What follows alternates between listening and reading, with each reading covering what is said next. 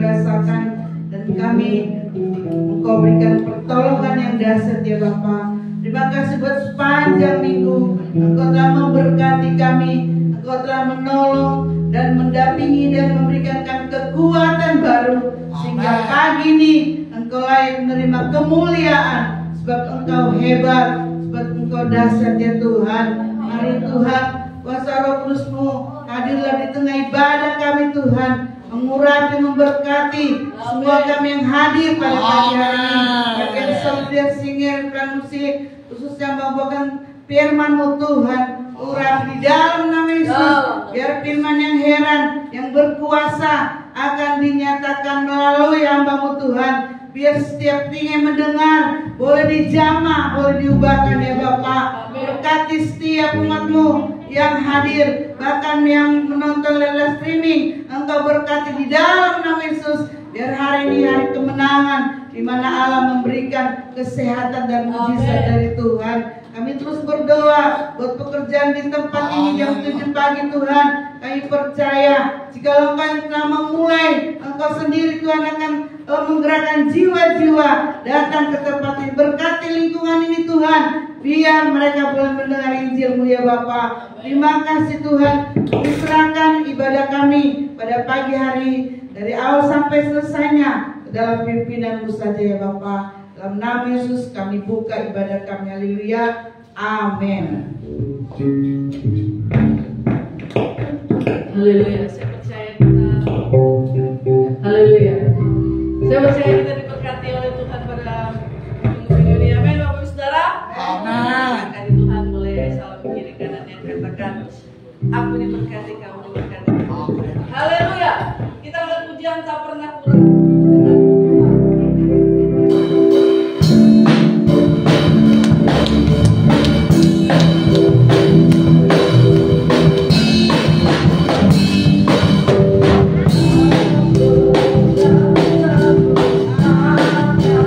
Yeah.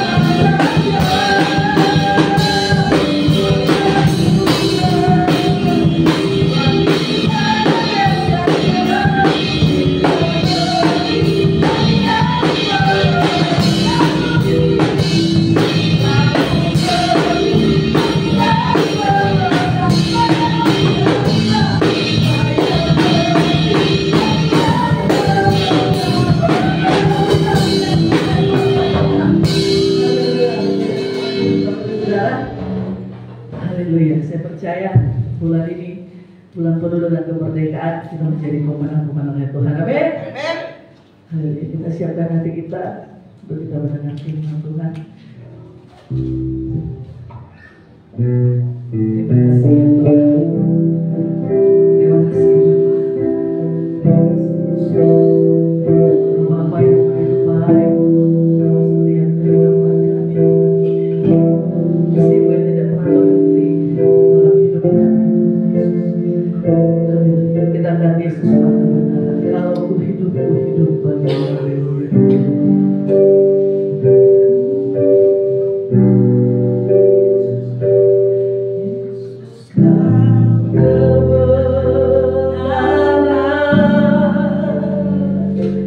yang menyelamatkanku,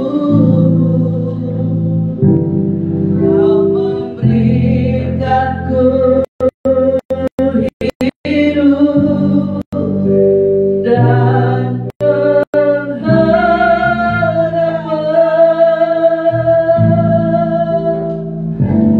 Ku ikut kehendak-Mu.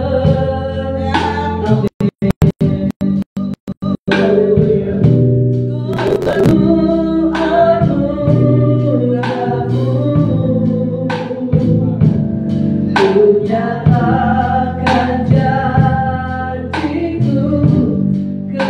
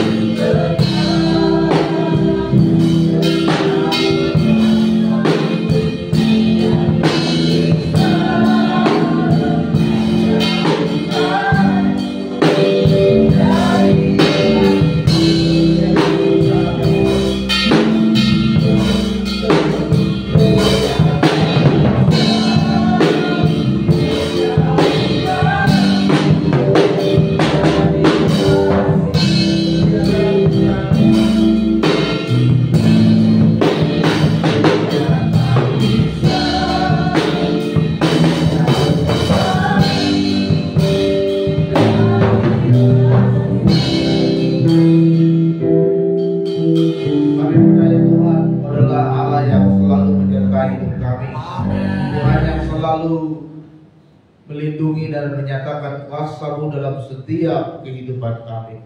Kami bersyukur punya Allah yang seperti-Mu Yesus, Tuhan yang setia, yang mengasihi kami.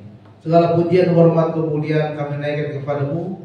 Sebentar kami akan mendengarkan kebenaran firman Tuhan. Biarlah firman yang kami dengar dapat menguatkan, mengubahkan, dan memberkati setiap jemaat-Mu yang hadir di tempat ini, sehingga kami menerima berkat sukacita, kebenaran di dalam kehidupan kami. Kami siap mendengarkan firman Tuhan di dalam nama Tuhan Yesus Kristus. Haleluya. Amin. Silakan duduk. Selamat pagi Bapak Ibu Saudara. Salam. Kita bersyukur kepada Tuhan. Pagi hari ini kita dapat kembali datang beribadah di gereja kita di tempat ini. Semua karena kebaikan dan anugerah dari Tuhan. Mari kita buka kitab kita yang terambil dalam kitab Markus pasalnya yang ke-9.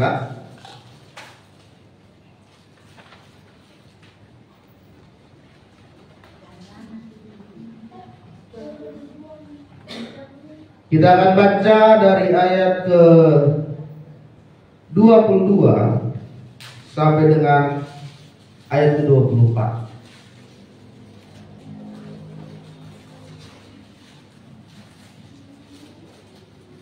Kitab Markus pasalnya yang ke-9, kita akan baca dari ayat ke-22 sampai dengan ayat ke-24. Demikianlah firman Tuhan.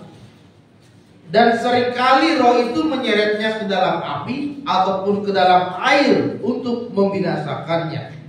Sebab itu, jika engkau dapat berbuat sesuatu, tolonglah kami dan kasihanilah kami. Jawab Yesus, katamu, jika engkau dapat. Tidak ada yang mustahil bagi orang yang percaya. Segera ayah anak itu berteriak, aku percaya, tolonglah aku yang tidak percaya ini.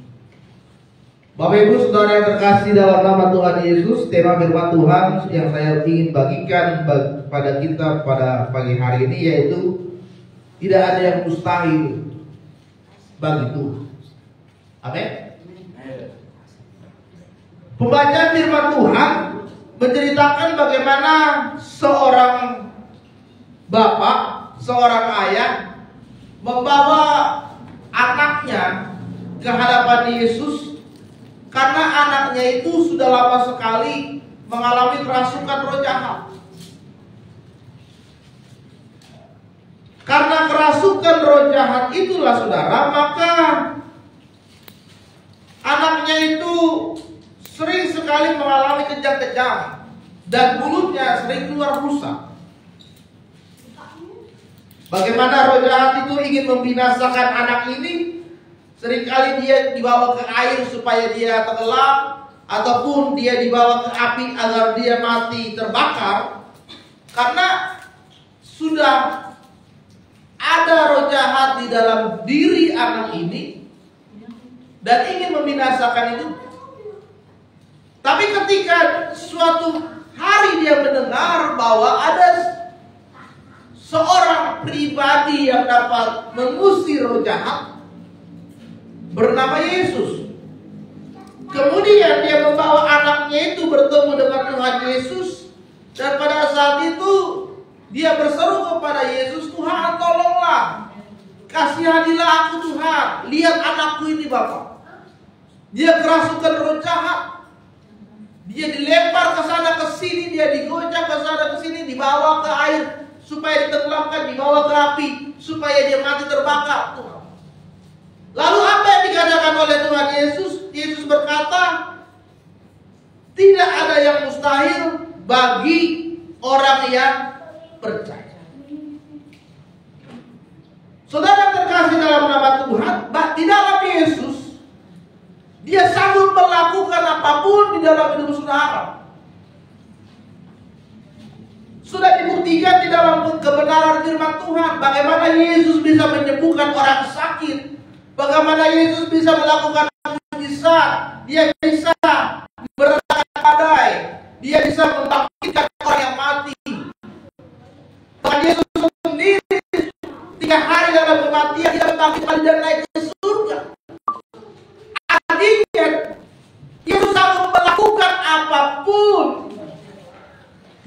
hari ini, dan dia juga sanggup melakukan apapun di dalam hidup saudara. Tapi ada banyak manusia saat ini yang masih kurang percaya kepada Tuhan Yesus. Ada banyak orang saat ini lebih mengandalkan kekuatannya sendiri. Dia coba sekuat tenaga, dia coba semampunya, dia coba gunakan kepintarannya, dia coba menggunakan kemampuannya, tanpa dia serahkan semuanya ke dalam tangan Tuhan. Sehingga dia mengalami yang namanya kegagalan, dan terus dia mengalami kegagalan. Padahal tadi Yesus berkata dalam kitab Markus bahwa tidak ada yang mustahil bagi setiap orang yang percaya kepada Dia. Hari ini kita mau melihat bersama-sama saudara.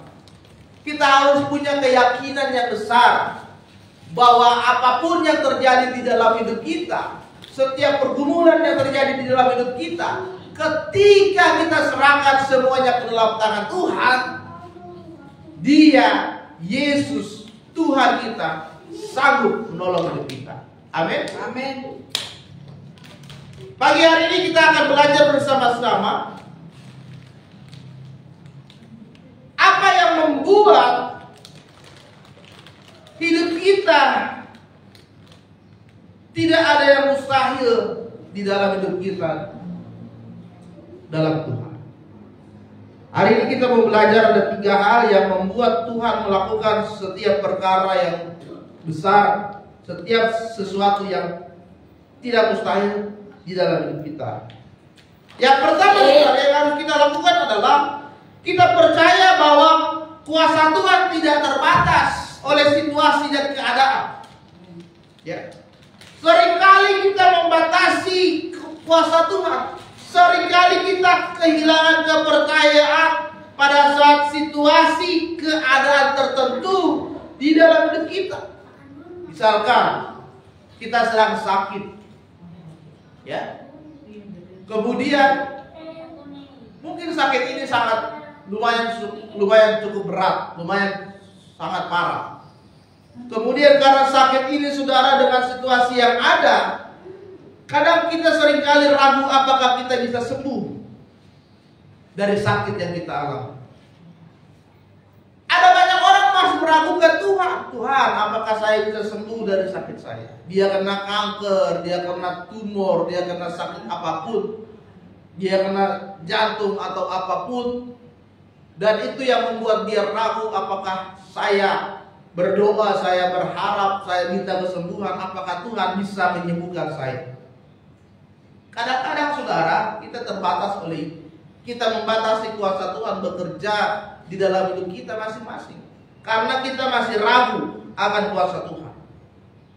Atau kadang-kadang suami yang sudah bertahun-tahun hidupnya tidak benar, sehingga istri kadang-kadang meragukan apakah suaminya itu bisa berubah menjadi suami yang memiliki pribadi yang baik.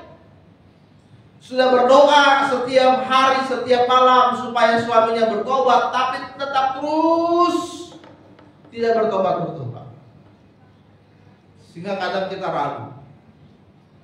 Atau orang tua yang berdoa kepada anaknya karena anaknya selalu berbuat masalah, selalu berbuat yang tidak benar, selalu membuat nama baik keluarga itu menjadi tidak baik di hadapan orang. Berdoa terus tiap hari, tiap malam, tapi nggak ada perubahan. Kadang itu yang membuat kita menjadi ragu apakah Tuhan bisa merubahkan hidup seseorang. Saudara yang terkasih dalam nama Tuhan, yang pertama kita harus percaya kuasa Tuhan itu tidak terbatas. Di dalam Alkitab ada tokoh yang bernama Daud. Sangat terkenal sekali kisahnya ketika dia bisa mengalahkan Goliat. Firman Tuhan katakan Goliat itu memiliki tubuh yang besar, 3 kali lebih besar dari tubuhnya Daud. Daud hanyalah anak remaja. Firman Tuhan katakan Goliat berperang, ya, menggunakan pakaian perlengkapan senjata perang yang lengkap. Dari tutup kepala sampai kasut di kakinya, semua dipergunakan dengan lengkap. Tapi Daud, dia tidak menggunakan perlengkapan perang. Dia hanya menggunakan alih-alih dan baju yang biasa digunakan untuk menggembalakan domba. Ya. Firman Tuhan mengatakan, engkau mendatangi aku dengan pedang, tombak dan lembing, tapi aku mendatangi engkau dengan nama Tuhan semesta alam. Kalau kita lihat dari kondisinya antara Daud dengan Goliat, kalau berperang mereka pasti Daud kalah. Karena Goliat tubuh besar, tubuhnya besar. Goliat punya perlengkapan perang yang sangat lengkap. Punya senjata, tombak, lembing, perisai, dia gunakan semua itu. Daud tidak menggunakan perlengkapan perang apapun. Kalau dari situasinya, saudara, pasti Daud kalah. Tapi firman Tuhan tadi katakan bahwa aku mendatangi engkau dengan nama Tuhan semesta alam. Maka Daud pun menang mengalahkan Goliat. Saudara yang terkasih dalam nama Tuhan Yesus, kita harus sadar bahwa Tuhan dapat melampaui segala kondisi, segala keadaan hidup kita. Oleh sebab itu kita harus mempunyai iman yang kuat di dalam Tuhan. Percaya adalah imanmu harus lebih besar dari masalahmu yang kau hadapi saat ini. Bagaimana caranya supaya punya iman yang besar? Kita harus mendengarkan firman Tuhan. Kita harus merenungkan firman Tuhan. Karena firman Tuhan katakan iman timbul dari pendengaran akan firman Tuhan. Bukan berarti kita harus baca firman Tuhan gitu keras-keras, enggak. Artinya kita baca firman Tuhan, kita renungkan firman Tuhan, dan kita melakukan kebenaran firman Tuhan. Karena apa? Setiap pergumulan, setiap masalahmu yang terjadi, Tuhan izinkan untuk apa? Untuk melatih iman kita, saudara. Apakah iman kita ini kuat menghadapi persoalan yang datang? Kalau iman kita kuat, maka kita akan semakin bertumbuh dan kita akan semakin kuat di dalam Tuhan. Sehingga masalahmu itu menjadi persoalan yang biasa. Karena kita punya iman yang kuat di dalam Yesus Kristus. Amin. Jadi percayalah bahwa kuasa Tuhan itu melebihi dari segala situasi dan kondisi. Yang kedua adalah kita harus memiliki kepercayaan bahwa Tuhan sanggup menolong saudara dengan menggunakan banyak cara. Banyak cara yang digunakan oleh Tuhan untuk menolong saudara. Banyak jalan yang digunakan oleh Tuhan untuk menolong saudara. Dia tidak akan membiarkan kita sendirian. Oleh sebab itu jangan pernah kita membatasi kuasa Tuhan. Terlalu banyak berpikir bagaimana ya caranya Tuhan tolong kita. Dari mana datangnya pertolonganku. Kadang kita terlalu banyak berpikir sehingga kita tidak tahu bahwa Tuhan punya banyak cara untuk menolong saudara. Tuhan bisa melakukan banyak cara, apapun dia bisa lakukan untuk menolong hidup kita. Tapi kadang kita membatasi cara Tuhan. Kita berdoa, Tuhan tolonglah supaya si A menolong saya punya masalah. Tuhan tolonglah gerakan hati si B. Kita hanya fokusnya ke situ. Si A, si B. Ternyata orang yang tidak kita duga, yang tidak kita sangka-sangka datang membantu kita. Kadang-kadang orang yang kita pikirkan tidak dapat menolong kita, tiba-tiba dia datang tolong kita. Atau orang yang tidak kita kenal, kita tidak tahu, saudara bukan, tetangga bukan, teman bukan, tiba-tiba datang menolong kita. Tuhan punya banyak cara untuk menolong hidup saudara. Jadi jangan pernah membatasi kuasa Tuhan. Yang penting percaya saja. Istri saya punya kesaksian. sebelum dia menikah, dia sedang menjahit pakaian pengantin dan dia tidak tahu. Tadinya dia jahit pakaiannya biasa saja, model-model biasa gitu ya. Karena kan istri saya orangnya sangat sederhana sekali, low profile gitu kan. Sangat sederhana, dia nggak tahu model, yang penting jahit aja, jadi aja udah. Tiba-tiba ketika di tukang jahit ada seorang ibu yang dia tidak kenal, saudara bukan, siapa bukan, yang melihat, "Pak, kok pakaian pengantinmu seperti ini, biasa sekali."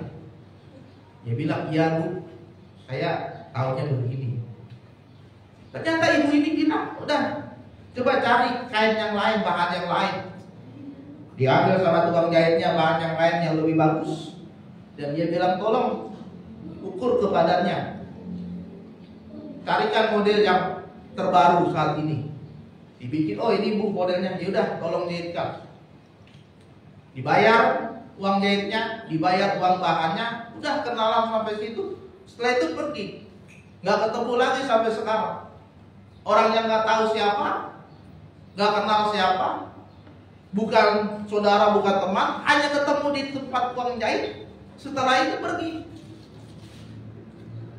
Itu artinya Tuhan bisa pakai siapapun untuk menolong saudara. Di dalam firman Tuhan, ketika Elia pada saat itu sedang berada di dalam pelarian dari Isabel, Elia bingung dia mau lari kemana, dia mau pergi kemana, dia bingung. Lalu pada saat itu dia berada di Sungai Kerit di sebelah timur Sungai Yordan. Tiba-tiba Tuhan berkata, "Elia, jangan takut, aku akan menyertai engkau." Pada saat itu saudara, pada waktu pagi ada burung-burung gagak datang membawa roti kepadanya, membawa daging kepadanya, dan air di Sungai Kerit itu sangat jernih sekali sehingga dia bisa minum di sana. Pada saat pagi, pada saat sore hari, burung-burung gagak itu membawa makanan kepada Elia, membawa roti, membawa daging, ya kan? Coba saudara bayangkan, burung gagak ini kan makanannya daging, ya. Tapi Tuhan bisa pakai burung gagak untuk menolong Elia. Entah daging dari mana diambil oleh burung gagak ini. Kemudian seharusnya karena dia adalah pemakan daging, ya, dia makan aja daging itu. Tapi ini burung itu Tuhan bisa bikin daging yang mereka bawa nggak mereka makan. Mereka berikan kepada Elia untuk mereka makan. Burung bawa roti, mereka tidak makan. Mereka bisa berikan kepada Elia, dan itu mereka berikan pagi dan sore hari. Kalau kita berpikir secara logika, ya nggak mungkin bisa lah. Kan burung gagak memakan daging, tapi Tuhan bisa melakukan apa yang tidak mungkin menjadi mungkin. Dan Tuhan bisa melakukan banyak cara untuk memberkati dan menolong hidup saudara. Jadi jangan pernah membatasi kuasa Tuhan. Jangan pernah saudara membatasi iman saudara. Yang penting adalah berdoa, berharap sungguh-sungguh akan kuasa Tuhan. Dan lihatlah bagaimana Tuhan bekerja untuk menolong hidup saudara. Jangan pernah ragu. Jangan pernah saudara menganggap bahwa Tuhan kita itu biasa-biasa saja. Kita punya Tuhan yang luar biasa, Tuhan yang hebat. Yesus itu Tuhan yang penuh dengan kuasa di dalam hidup kita. Amin.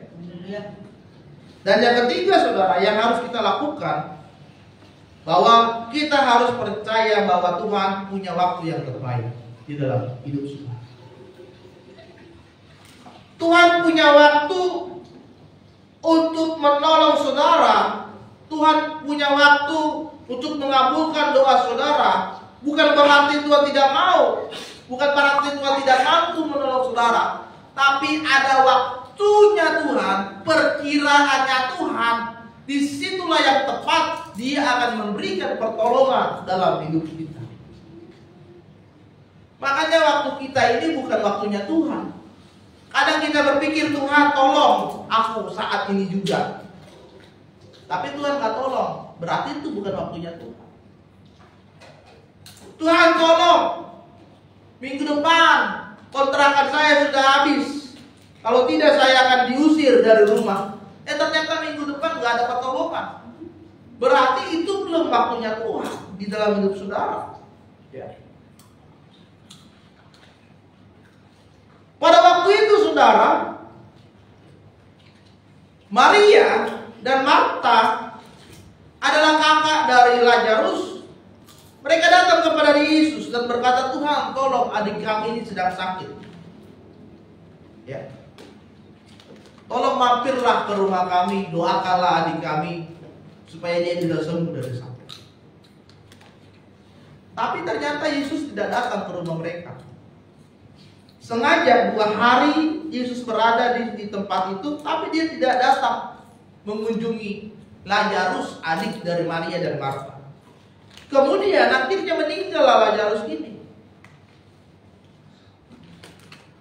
Lalu Yesus datang ke rumah mereka dan mereka berkata, Tuhan, adik kami sudah meninggal. Seandainya saja waktu itu engkau datang, mungkin dia tidak akan meninggal, dia akan sembuh dari sakitnya. Itu waktu manusia. Ya. Mereka berpikir waktunya Tuhan ya pada saat dia menyembuhkan adiknya yang sakit itu, Lazarus. Tapi waktunya manusia pada saat mereka menyembuhkan adiknya yang sakit. Tapi itu bukan waktunya Tuhan. Ketika Yesus datang dan mendapati bahwa Lazarus sudah mati dan mereka berkata, Tuhan, adik kami sudah meninggal. Lalu Yesus berkata, bawa saya ke kuburannya Lazarus. Dan ketika itu dibawalah Yesus ke sana dan Yesus berkata, hai Lazarus, bangun dan bangkitlah engkau dari kematian. Tiba-tiba saja saudara, pintu kuburan itu terbuka dan tiba-tiba Lazarus bangun dan dia bangkit dari kematian. Itulah waktu Tuhan. Ya. Itulah waktu Tuhan di dalam hidup kita. Bagaimana Lazarus yang dipikir oleh orang-orang pada saat itu bahwa Yesus sanggup menyembuhkan segala penyakitnya. Ternyata Tuhan punya waktu bahwa Lazarus bukan cuma sembuh, tapi dia bangkit dari kematian. Kalau hanya pada saat itu Lazarus disembuhkan dari sakit, ya semua orang sudah menganggap itu hal biasa. Karena Yesus juga melakukan mujizat-mujizat yang lain. Tapi ketika orang melihat bahwa Lazarus bisa bangkit dari kematian, maka takjub dan heranlah mereka. Dan ternyata Yesus itu adalah Tuhan yang bisa membangkitkan orang dari kematian. Dan semakin percayalah orang kepada Yesus pada saat itu. Itu waktu Tuhan. Jadi saudara yang terkasih dalam nama Tuhan, kita harus tetap berdoa dan tetap percaya di dalam hidup kita. Apapun yang terjadi dalam hidupmu, kita percaya pertolongan Tuhan tepat pada waktu. Terus berdoa sampai sesuatu terjadi di dalam hidup saudara. Tetap tekun berdoa sampai sesuatu terjadi, sampai Tuhan pasti menolong hidupmu tepat pada waktunya. Mujizat Tuhan tidak terjadi bagi setiap orang yang masih keras kepala. Ya. Sekali lagi saya katakan, tidak ada mujizat Tuhan bagi orang yang masih keras kepala. Tapi mujizat Tuhan terjadi bagi orang yang mau tersungkur kakinya, merendahkan hati kepada Tuhan dan bersujud, menyembah, meminta pertolongan dari Tuhan. Maka tidak ada yang mustahil bagi Tuhan untuk terjadi di dalam kehidupan saudara. Amin. Hari ini kita mau belajar bersama-sama. Milikilah kepercayaan yang sungguh di dalam Yesus, bahwa segala sesuatu terjadi karena Tuhan punya kuasa yang besar. Amin. Untuk firman Tuhan, mari kita bangkit berdiri.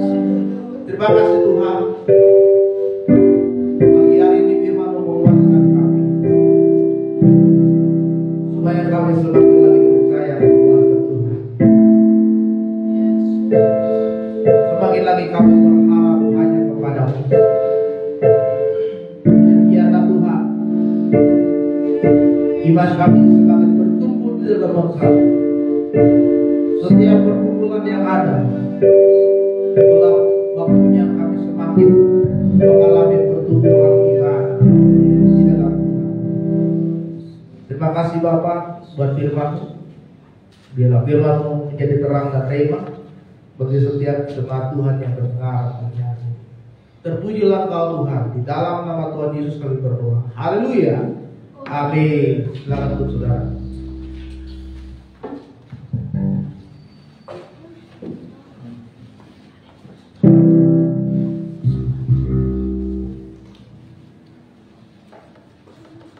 Haleluya, saya percaya kita diberkati dengan kebenaran firman Tuhan. Amin. Bapak saudara yang kasih Tuhan. Amin. Kita akan memberikan yang terbaik buat Tuhan. Setelah ini semua kita akan doa persembahan. Kita berdoa. Kami bersyukur Tuhan pada saat pagi hari ini kami boleh berkumpul tempat ini Tuhan untuk memuji memuliakan nama-Mu dan juga mendengarkan firman Tuhan. Saat ini Bapa, kami akan memberikan yang terbaik Tuhan. Kau yang memberkati setiap tangan yang diberi Tuhan dalam nama Tuhan Yesus. Kami siap memberi. Haleluya. Amin. Haleluya. Sambil memberi kita pujian segala puji syukur. Haleluya.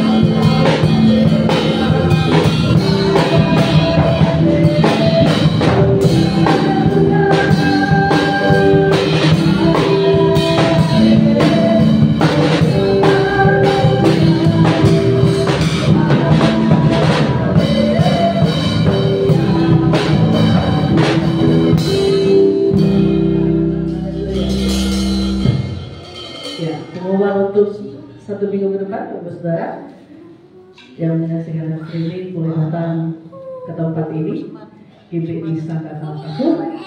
Kita sama-sama merasakan hari dan kuasa Tuhan. Pada pagi hari di jam 7 pagi di daerah kampung. Saudara boleh mengunjungi Facebook dan YouTube, di sana ada alamat. Untuk ibadah minggu depan seperti biasa jam 7 pagi di tempat ini. Kita akan menutup ibadah kita pada pagi hari ini. Sudah jemaat yang dikasih Tuhan, saya undang untuk bangkit berdiri. Haleluya. Kita akan pujian terima kasih Tuhan.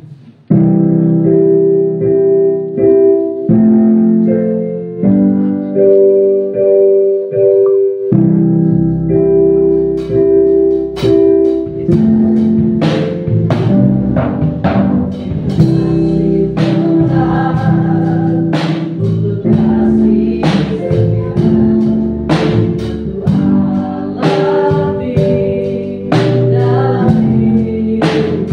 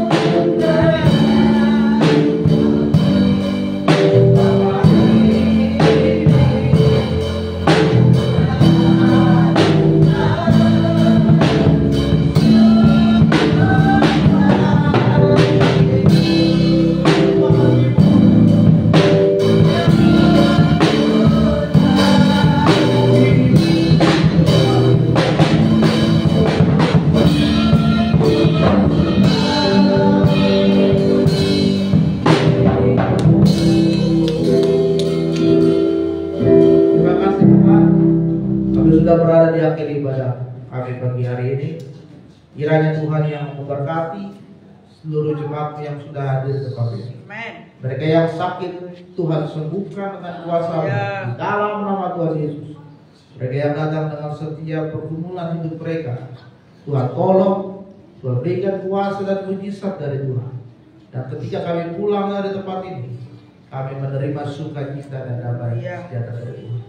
Berkati kehidupan kami Bapa, berkati keluarga kami, berkati orang tua kami, pasangan kami, anak-anak kami, bahkan cucu kami, Tuhan yang berkati. Berkati pendidikan kami, hikmat pengetahuan dari-Mu Tuhan, tambah-tambahkan dengan luar biasa. Berkati dalam pekerjaan kami, Tuhan tambah-tambahkan pendapatan kami, dan Tuhan kiranya memberikan kami promosi yang lebih baik lagi dalam setiap pekerjaan kami. Kiranya Tuhan kami dapat menjadi berkat dan hidup kami semakin hari semakin memuliakan Tuhan. Maka saudara terkasih dalam nama Tuhan, marilah angkat tanganmu. Kita akan terima berkat Tuhan, kita akan pulang ke rumah kita masing-masing. Maka terimalah berkat Tuhan pada saat pagi hari ini. Pulanglah dan bawalah kasih karunia dari Allah Bapa, kita kasih dari Allah Anak Tuhan kita Yesus Kristus, serta persekutuan yang manis dan lembut dari Allah Roh Kudus akan selalu memberkati kita mulai pagi hari ini sampai Tuhan Yesus datang kembali ke dunia ini. Kiranya Engkau berkati.